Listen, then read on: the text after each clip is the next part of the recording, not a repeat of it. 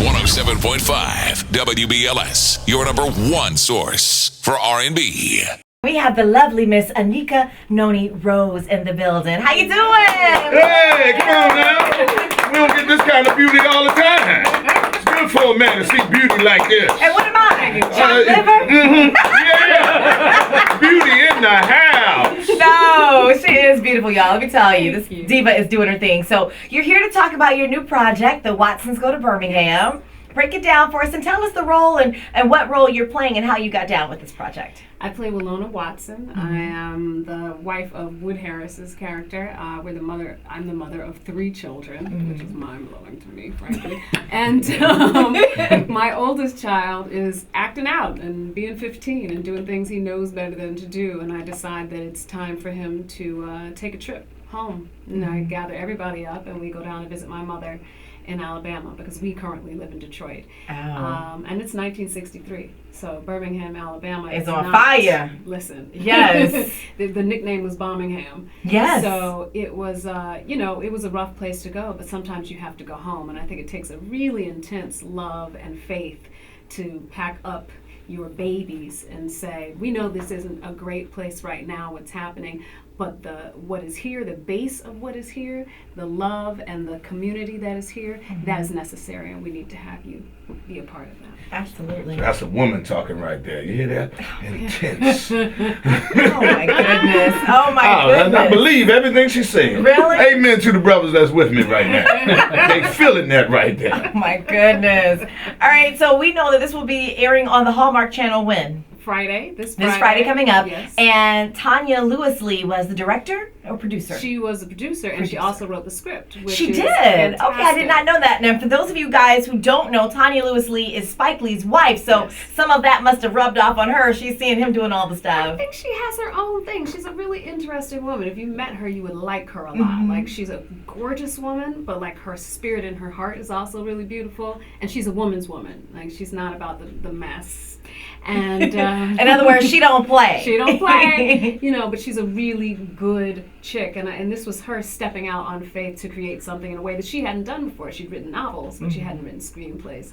So I'm really happy that we connected and that she did this, because it's really beautiful. And Kenny Leon was the director. That's what you were asking about before. Yes. So he did it. Now, how is it doing this, The Watsons Go to Birmingham, just coming on the heels of the 50th anniversary of the bombing for the 4 little girls? Did that make it more intense for you guys as you were shooting and maybe doing the promos around it? It makes it really poignant, because I don't know that those children and their families have ever gotten the just due. Yeah. As if you can. I don't know how do you do that. Their family members and other people in the church who survived, who are maimed and hurt and are still suffering repercussions from that. And while we were filming, there was one of our tech people started crying because she was there in Alabama when it happened. And we were filming in Atlanta at the time. So the history is not so far away as we like to think it is. And I think that in this climate and what's happening right now, and even talking about Miss America, the reaction to Miss America, why is that different from what we were talking about right then? Absolutely. In 1963. Absolutely. We still have a long way to go. Yes. And it seems like in some areas we're regressing, unfortunately. I would have to agree. I mean, seriously. It's crazy. But the movie itself, the good thing about the movie is that it is very family friendly, and it is about a family's love and how they connect with each other, and a man and a woman who are relating on the same wavelength with regard to taking care of their family. There's lots of laughs in the movie. The kids are phenomenal in the movie. Who else is in the cast with you? Bryce, what's Bryce's last name? Bryce Jenkins, Sky Jackson, who's a Disney star, Harrison Knight, who a lot of people may not know, but who is fantastic, and he plays my troubled child. And I have to speak on the little ones because they are so smart and fun and still kids, and I enjoy that. I'm so thankful to their parents for allowing them to be children, not show children. Sometimes you want to put show children in the closet. Right. But these kids are so good at what they do and so professional, but still, real kids, and it was fun to be with them. Awesome. Now listen, I loved you in Dreamgirls. Did you? Yeah, because Ed is a friend of mine.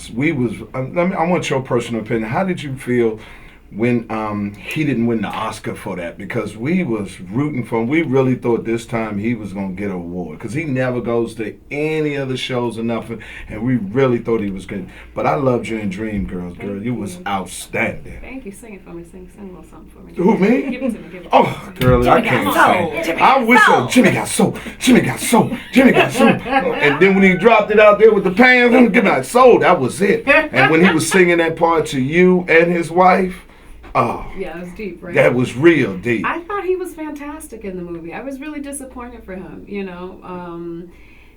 But those ceremonies are always difficult. You never know who's going to win. And sometimes you're winning for something you did 10 years beforehand. Yeah. You know what I mean? You just never know. But I was so happy for him that he was recognized and that he was nominated, and really thrilled to be able to take part in that with him, because I had a great time with Eddie on set. And I really liked him. He is one of the most talented person I have ever met in my life. I mean, I'm trying to get him, and the rest of us is trying to get him to come back on stage to do stand-up. I know he doesn't want to. I know, but he needs to. And he's so funny. He's so fun. People just don't understand. And that house is outstanding. Everybody's not able. Well, I know that's true. I'm one for that. I'm the one that can. I know that's the truth.